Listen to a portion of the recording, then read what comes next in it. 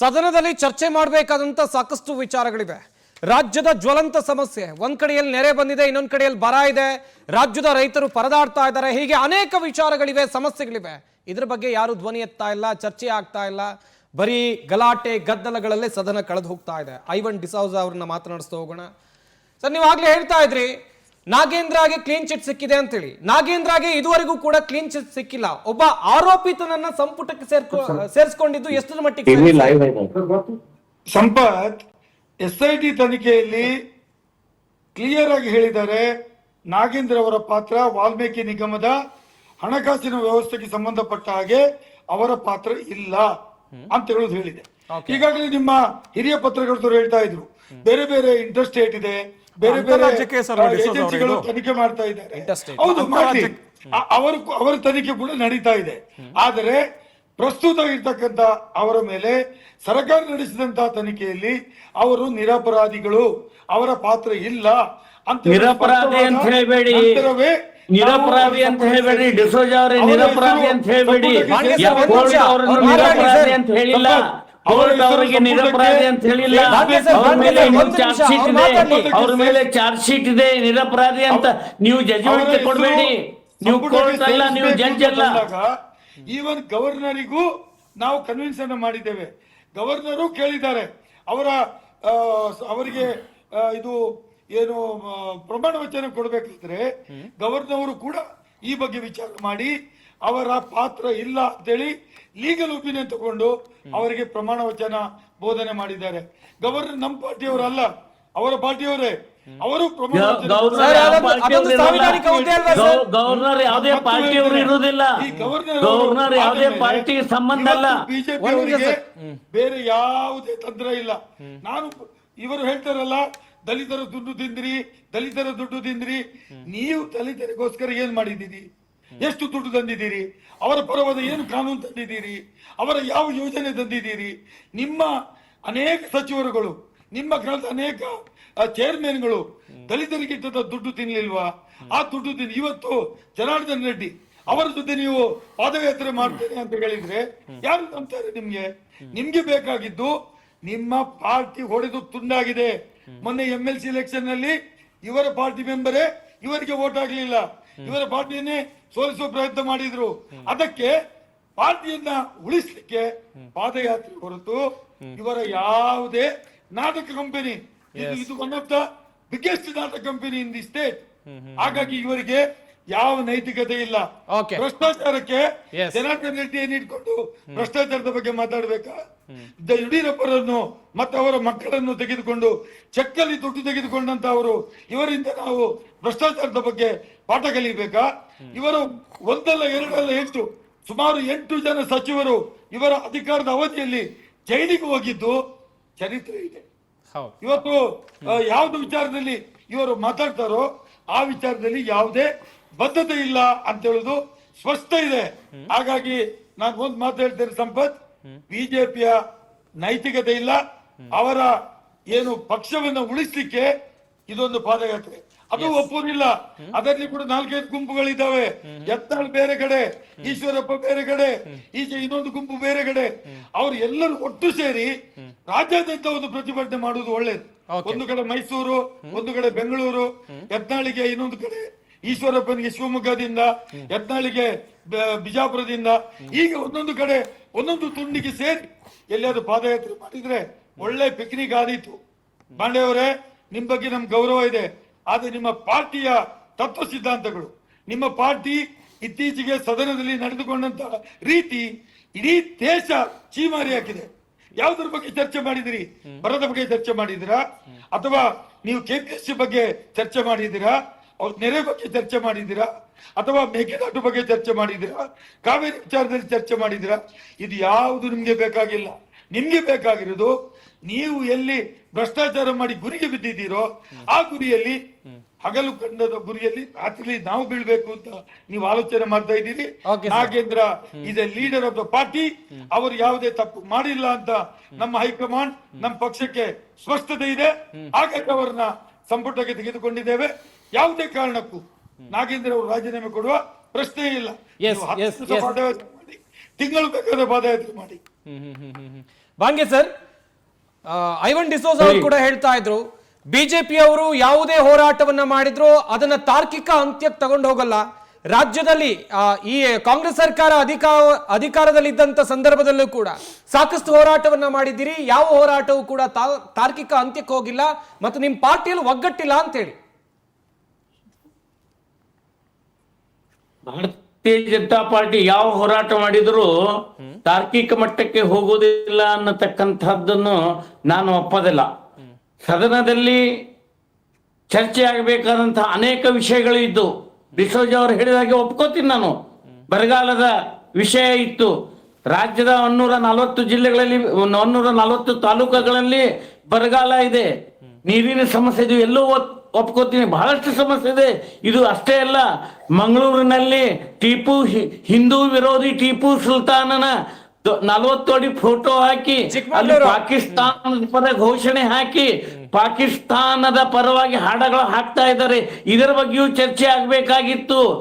ಕರ್ನಾಟಕದಲ್ಲಿ ಅನೇಕ ಕಡೆ ಉಗ್ರಗಾಮಿಗಳು, ಪಾಕಿಸ್ತಾನ ಜೊತೆಗೆ ಸಂಬಂಧ ಇರ್ತಕ್ಕಂತಹ ಉಗ್ರಗಾಮಿಗಳು ಸಿಕ್ಕಿದ್ದಾರೆ ನಮ್ಮ ಪೊಲೀಸರಿಗೆ. ಇದರ ಬಗ್ಗೆಯೂ ಚರ್ಚೆ ಆಗ್ಬೇಕಾಗಿದೆ, ಬಹಳಷ್ಟು ಚರ್ಚೆ ಆಗ್ಬೇಕಾಗಿದೆ. ನಾನು MP ಆಗುವ ದಿನ, ರಿಸಲ್ಟ್ ಬಂದ ದಿನ ವಿಧಾನಸೌಧದ 3ನೇ ಮಹಡಿಯಲ್ಲಿ ನನ್ನ ಎದುರಿಗಿನೇ ಪಾಕಿಸ್ತಾನ್ ಜಿಂದಾಬಾದ್ ಅನ್ನತಕ್ಕಂಥ ಘೋಷಣೆಗಳನ್ನು ಹಾಕಿದ್ದಾರೆ. ಅದರ ಬಗ್ಗೆಯೂ ಚರ್ಚೆ ಆಗ್ಬೇಕಾಗಿದೆ. ಬಹಳಷ್ಟು ವಿಷಯಗಳು ಚರ್ಚೆ ಆಗ್ಬೇಕಾಗಿದ್ರೆ, ಆದರೆ ಭ್ರಷ್ಟರನ್ನು ಮುಂದಿಟ್ಕೊಂಡು, ತುಡುಗರಿಗೆ ಮುಂದಿಟ್ಕೊಂಡು ನಾವು ಏನ್ ಕೆಲಸ ಮಾಡ್ಲಿಕ್ಕೆ ಸಾಧ್ಯ ಇಲ್ಲ ಅನ್ನೋ ಸಲುವಾಗಿ ಭಾರತೀಯ ಜನತಾ ಪಾರ್ಟಿ ಈ ನಿರ್ಣಯ ತೆಗೆದುಕೊಂಡಿದೆ. ನಾವು ಅನೇಕ ವಿಷಯಗಳು ತಾರ್ಕಿಕ ಎಂಡಕ್ಕೆ ಒಯ್ದಿದ್ದೀವಿ.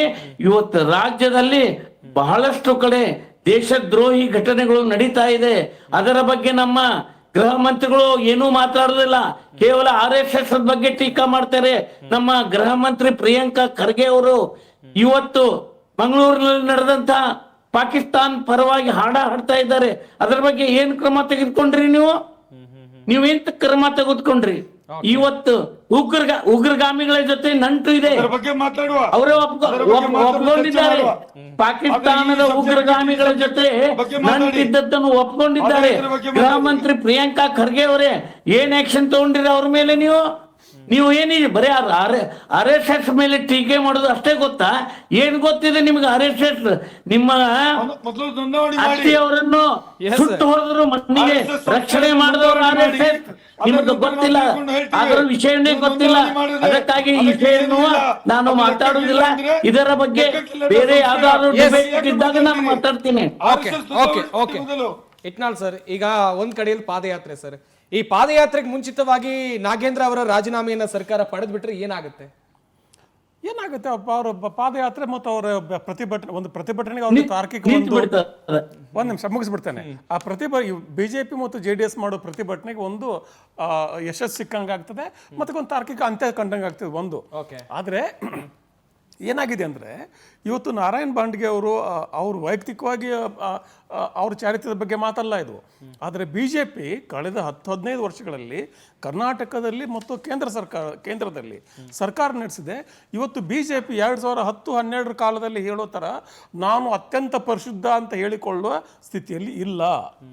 ಅವ್ರ ಮೇಲೂ ಕೂಡ ಅನೇಕ ಆರೋಪಗಳು ರಾಜ್ಯದಲ್ಲಿ ಕೇಂದ್ರದಲ್ಲಿ ಇದ್ದಾವೆ. ಒಂದೊಂದಾಗಿ ನಾವು ಪಟ್ಟಿ ಮಾಡಬಲ್ಲೆವು ಕೂಡ ಅದನ್ನು. ಆದರೆ ಯಾವಾಗ ಈ ಥರದ ನಿಮ್ಮ ಸ್ವಂತದ ನೈತಿಕ ನೆಲೆಗಟ್ಟು ಕಾಂಪ್ರಮೈಸ್ ಆಗ್ತದೆ, ಆವಾಗ ಬೇರೆಯವರ ಚಾರಿತ್ರ್ಯದ ಬಗ್ಗೆ ಮಾತಾಡುವಾಗ ಆ ಮಾತಿಗೆ ಜನರು ಮನ್ನಣೆ ಕೊಡೋದಿಲ್ಲ. ಈಗ ಐವನ್ ಡಿಸೋಜ ಹೇಳಿದ್ರಲ್ಲ, SIT ಕ್ಲೀನ್ ಚಿಟ್ಟು ಹಾಗೆ ಇನ್ನೊಂದು ಮತ್ತೊಂದು ಅಂತೇಳಿ, ಅದೆಲ್ಲ ಅಲ್ಲ. ಜನರಿಗೆ ಗೊತ್ತಿದೆ ನಾಗೇಂದ್ರ ಕಳ್ಳತನ ಮಾಡಿದ್ದಾರೆ. ಈಗ ಅವ್ರಿಗೆ ಡೈರೆಕ್ಟಾಗಿ ಇನ್ವಾಲ್ವ್ಮೆಂಟ್ ಇಲ್ಲ ಅಂದರೆ ಹಾಗಾದ್ರೆ ಧರ್ಮೇಂದ್ರ ಪ್ರಧಾನ್ ಡೈರೆಕ್ಟಾಗಿ ಪೇಪರ್ ಲೀಕ್ ಕೊಟ್ಟಿದ್ರು ಹೋಗಿ ತಗೊಂಡು. ನೈತಿಕತೆ, ರಾಜಕೀಯದಲ್ಲಿ ಯಾವಾಗಲೂ ಕೂಡ ನೈತಿಕತೆ ಬಹಳ ಮುಖ್ಯ. ಅಕೌಂಟಬಿಲಿಟಿ, ಪಬ್ಲಿಕ್ ಅಕೌಂಟಬಿಲಿಟಿ, ಹೊಣೆಗಾರಿಕೆ. ಅದಕ್ಕೋಸ್ಕರನೇ ಲಾಲ್ ಬಹದ್ದೂರ್ ಶಾಸ್ತ್ರಿ ರಾಜೀನಾಮೆ ಕೊಟ್ಟರು, ಸಿಂಧಿಯಾ ಕೊಟ್ಟಿದ್ರು. ಆಮೇಲೆ ವಿಮಾನಯಾನ ಮಂತ್ರಿ ಆಗಿದ್ದಾಗ ಇದೇ ನಮ್ಮ ಬಿಹಾರ್ ಮುಖ್ಯಮಂತ್ರಿ ಇದ್ರಲ್ಲಪ್ಪ, ನಮ್ಮ JDU ನಿತೀಶ್ ಕುಮಾರ್ ಕೊಟ್ಟಿದ್ರು. ಯಾಕೆ? ಅವ್ರ ಟ್ರೈನ್ ಚಲಾಯಿಸ್ತಿದ್ರು ಆಗ ಆಕ್ಸಿಡೆಂಟ್ ಆದಾಗ. ಒಂದು ನೈತಿಕ ಜವಾಬ್ದಾರಿ. ಆ ನೈತಿಕ ಜವಾಬ್ದಾರಿಯನ್ನು ಹೊತ್ತೇ ನಾಗೇಂದ್ರ ರಾಜೀನಾಮೆ ಕೊಟ್ಟಿದ್ದು. ಮತ್ತು ಆ ನೈತಿಕತೆ ಈಗಲೂ ಬೇಕಲ್ಲ. ಆ ನೈತಿಕತೆಯ ಒಂದು ಮಾಡೆಲ್ ಅನ್ನ ಕಾಂಗ್ರೆಸ್ ಸರ್ಕಾರ ಕೊಡಬೇಕಲ್ಲ. ಇದೆಲ್ಲ ಜನರು ಕೇಳಿದ್ರೆ ಸರಿ, ಆದರೆ ಬಿಜೆಪಿ ಕೇಳಿದ್ರೆ ಜನರಿಗೆ ಆಭಾಸ ಆಗುತ್ತೆ. ಯಾಕಂದ್ರೆ ಆ ಸ್ಥಿತಿಯಲ್ಲಿ ನೀವು ಇಲ್ಲ. ಇವತ್ತು ಬಿಜೆಪಿ ಆ ಸ್ಥಿತಿಯಲ್ಲಿ ಇಲ್ಲ. ಈಗ RSS ಬಗ್ಗೆ ಅವರು ಏನೇ ಅಭಿಮಾನ ಇರಲಿ, ಅಷ್ಟು ದೊಡ್ಡ ದೇಶಭಕ್ತ ಸಂಘಟನೆ ಈ ದೇಶದ ಕಾನೂನು ಪ್ರಕಾರ ರಿಜಿಸ್ಟರ್ ಮಾಡ್ಕೊಂಡ್ರೆ ಏನು ತಪ್ಪು? ಕಾನೂನು ಇಲ್ಲ ಅಂತ ಟೆಕ್ನಿಕಲ್ ಆರ್ಗ್ಯುಮೆಂಟ್ ಬೇರೆ, ಮಾಡಿಕೊಂಡ್ರೆ ಏನು ತಪ್ಪು? ಮಾಡಿಕೊಳ್ಳದೆ ಇರೋದಕ್ಕೆ ನಿಮ್ಗೆ ಕಾರಣ 1000 ಇದಾವೆ. ಈ ದೇಶದ ಕಾನೂನು ಪ್ರಕಾರ ನೀವು ನೋಂದಣಿ ಮಾಡ್ಕೊಂಡ್ರೆ ಏನು ತಪ್ಪು? ಹೀಗಲ್ಲಿ ಅನೇಕ ಕಾರಣಗಳಿದಾವೆ. ಹೀಗಾಗಿ ಯಾವಾಗ ಎರಡೂ ಪಕ್ಷಗಳು, ಒಂದು ಕಾಂಗ್ರೆಸ್ ಮತ್ತು ಬಿಜೆಪಿ ಎರಡೂ ಪಕ್ಷಗಳು ಅಷ್ಟೇ ಭ್ರಷ್ಟ, ಅಷ್ಟೇ ಕಾಂಪ್ರಮೈಸ್ ಕಾಣೋಕೆ ಶುರು ಆಗ್ತಾವಲ್ಲ, ಅವಾಗ ಜನಕ್ಕೆ ಗೊಂದಲ ಏರ್ಪಾಡಾಗ್ತದೆ. ಈಗ 3-4 ವಿಚಾರಗಳು, ಬಹಳ ಮುಖ್ಯ ವಿಚಾರಗಳು ಕಳೆದ ಒಂದು ತಿಂಗಳಲ್ಲಿ ಚರ್ಚೆ ಮಾಡಿದ್ವಿ ನಾವು. ಒಂದು ಈ ನೈಸ್ ವಿಚಾರದಲ್ಲಿ, ಇನ್ನೊಂದು ಬಿಡದಿ ವಿಚಾರದಲ್ಲಿ. ಯಾಕೆ ಜನಕ್ಕೆ ಇವು ಚುನಾವಣೆ ವಿಷಯ ಆಗೋದಿಲ್ಲ ಅಂದ್ರೆ, ಬಿಡದಿ ಟೌನ್ಶಿಪ್, ನೈಸ್ ಇವೆರಡೂ ಕೂಡ ಅನೇಕ ಸರ್ಕಾರಗಳು ನಡೆಸ್ಕೊಂಡ್ ಬಂದಿವೆ ಇದನ್ನ. ನಿಜ. ನೈಸ್ ಕೇವಲ ಕಾಂಗ್ರೆಸ್ DK ಶಿವಕುಮಾರ್ ಮಾಡಿದ್ದಲ್ಲ. ಬಿಡದಿ ನೈಸ್ ಕೇವಲ DK ಶಿವಕುಮಾರ್ ಕಾಂಗ್ರೆಸ್ ಮಾಡಿದ್ದಲ್ಲ. ಕಾಂಗ್ರೆಸ್ ಒಳಗೊಂಡು ಅನೇಕ ಸರ್ಕಾರಗಳು ಎಲ್ಲರೂ ಮಾಡ್ಕೊಂಡ್ ಬಂದಿದ್ದಾರೆ ಇದನ್ನ. ಹೀಗಾಗಿ ಅದು ಸ್ಟ್ಯಾಂಡ್ ಆಗೋದಿಲ್ಲ ಜನರ ಮುಂದೆ. ಹಾಗೆ ನಾಗೇಂದ್ರ ವಿಚಾರ ಕೂಡ, Nagendra anyway is statistics and planning department ಕೂರಿಸಿದ್ದಾರೆ ಹೋಗಿ, ಸಾಂಖ್ಯಿಕ ಮತ್ತು ಯೋಜನಾ ಇಲಾಖೆ. ಅದೊಂದು it is just decorative post. ಅಲ್ಲಿ ಏನಿದ್ರು IAS ಆಫೀಸರ್ಗಳು ಸ್ಟ್ಯಾಟಿಸ್ಟಿಕ್ಸ್ ಪ್ರೊಸೆಸ್ ಮಾಡ್ತಿದ್ದಾರೆ, ದಟ್ಸ್ ಆಲ್. ಹೀಗಿರುವಾಗ ಈಗ ರಾಜೀನಾಮೆ ಪಡ್ಕೊಂಡ್ರು ಕೂಡ ಅದು ಅಷ್ಟು ದೊಡ್ಡ ಉಪಲಬ್ಧಿ ಅಲ್ಲ, ಅದು ದೊಡ್ಡ ಸಾಧನೆ ಅಲ್ಲ. ರಾಜೀನಾಮೆ ಕೊಡಬೇಕು ನಿಜ, ಆದ್ರೆ ಅದು ದೊಡ್ಡ ಅಚೀವ್ಮೆಂಟ್ ಆಗಿ ಕಾಣೋದೇ ಇಲ್ಲ ಬಿಜೆಪಿಗೆ ಆಗಲಿ NDA ಗಾಗ್ಲಿ. ಆಮೇಲೆ ಐವನ್ ಡಿಸೋಜಾ ಸರ್, ನಾಗೇಂದ್ರ ರಾಜೀನಾಮೆಯನ್ನ ಸರ್ಕಾರಕ್ಕೆ ಈಸಿಯಾಗಿ ಪಡೆದುಕೊಳ್ಬಹುದು, ಆದ್ರೆ ಪಡ್ಕೊಳ್ತಾ ಇಲ್ಲ. ದಲಿತ ಶಾಸಕರು ಕಾಂಗ್ರೆಸ್ ಪಕ್ಷದಲ್ಲಿ ಸಾಕಷ್ಟು ಜನ ಇದ್ದಾರೆ ಸರ್, ಬಳ್ಳಾರಿ ಭಾಗದವರು ಇದ್ದಾರೆ. ನಾಗೇಂದ್ರ ಬಿಟ್ಟು ಅವ್ರಿಗೆ ಕೊಡ್ಬೋದಲ್ಲ ಸರ್? ಏನಾಗತ್ತೆ ಒಂದು ರಾಜೀನಾಮೆಯಲ್ಲಿ, ಏನಾಗತ್ತೆ ಅಂತೇಳಿ. ಈಗ ಪ್ರಶ್ನೆ ಇರೋದು, ನಾಗೇಂದ್ರ ಇಸ್ ಆಲ್ಸೋ ಎ ದಲಿತ ಸಮುದಾಯದ ಒಬ್ಬ ಲೀಡರ್. ಅವರ ರಾಜೀನಾಮೆ ಕೊಡ್ಬೇಕಿದ್ರೆ ಯಾವ್ದಾದ್ರು ಒಂದು ಕಾರಣ ಇರಬೇಕು. ಮೊರಾಲಿಟಿ ಬಗ್ಗೆ ಮಾತಾಡಿ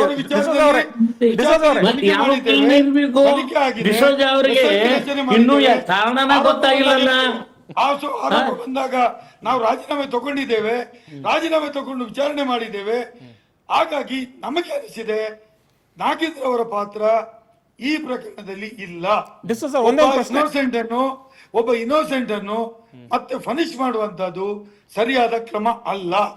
ಪನಿಷ್ಮೆಂಟ್ ಅಲ್ಲ ಡಿಸೋಜಾ ಅವರೇ, ಇಲ್ಲಿ ಮೊರಾಲಿಟಿ ಬಿಟ್ಟರೆ ಬೇರೆ ಏನಿಲ್ಲ. Is there a question of morality or not? ನೈತಿಕತೆ ಪ್ರಶ್ನೆ ಇದೆಯಾ ಇಲ್ವಾ? ಇಲ್ಲಿ ಒಬ್ಬ ಮಂತ್ರಿಯಾಗಿ ಬಸವರಾಜ್ ಅವರೇ, ಅವರ ಮೇಲೆ ಆರೋಪ ಬಂದಾಗ ರಾಜೀನಾಮೆ ತಗೊಂಡು ಅವರಿಗೆ ಅವರ ಬಗ್ಗೆ ತನಿಖೆ ಮಾಡಿದ್ದೇವೆ.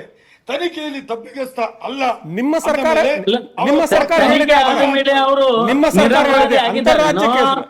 ತನಿಖೆ ಆದ ನಂತರ ಅವ್ರು ನಿರಪರಾಧಿ ಅಂತ ಸಿದ್ಧ ಆಗಿದೆ ಕೋರ್ಟು, ನೀವು ನಿರಪರಾಧಿ ಅಂತ ನೀವೇ ಜಡ್ಜ್ಮೆಂಟ್ ಕೊಟ್ಬಿಡ್ತೀರಾ? ಅವರು ಅಪರಾಧಿ ಅಂತ ಹೇಳುವುದನ್ನ ನೀವು ಪ್ರೂವ್ ಮಾಡಿ, ಮತ್ತೆ ಕೋರ್ಟ್ ಪ್ರೂವ್ ಮಾಡ್ತದೆ, ನಾವೆಲ್ಲ ಕೋರ್ಟ್ ಮಾಡ್ತದೆ. ಇನ್ನೊಂದು ಪ್ರಶ್ನೆ ಬಾಂಡಿಗರ್, ಒಂದೇ ನಿಮಿಷ. ಡಿಸೋಜಾ ಅವರು ಇನ್ನೊಂದು ಪ್ರಶ್ನೆ. ಸರಿ, ನಿಮ್ಮ ಎಲ್ಲ ವಾದವನ್ನು ಒಪ್ಕೊಂಡ್ಬಿಡೋಣ for the sake of argument. ಆದರೆ ನಿಮ್ಮ ಪಕ್ಷದಲ್ಲಿ ಅನೇಕ ಅರ್ಹರು, ಅನೇಕ ಹಿರಿಯರು ಅಸಮಾಧಾನಗೊಂಡಿದ್ದಾರೆ, ತಮಗೆ ಸಂಪುಟದ ಸ್ಥಾನ ಸಿಕ್ಕಿಲ್ಲ ಅಂತ. ಅವರೆಲ್ಲರಿಗಿಂತ ಶ್ರೇಷ್ಠ ಆಯ್ಕೆ ಆಗಿತ್ತ ನಾಗೇಂದ್ರ? ನಾಗೇಂದ್ರ ಎಲ್ಲರಿಗಿಂತ ಶ್ರೇಷ್ಠ ಆಯ್ಕೆ ಆಗಿತ್ತ? ನಾಗೇಂದ್ರ ಅವರು ಈ ಹಿಂದೆ ಸಚಿವರಾಗಿದ್ದವರು, ಬಟ್ ಈ ವಾಸ್ ದ ಬೆಸ್ಟ್ ಚಾಯ್ಸ್.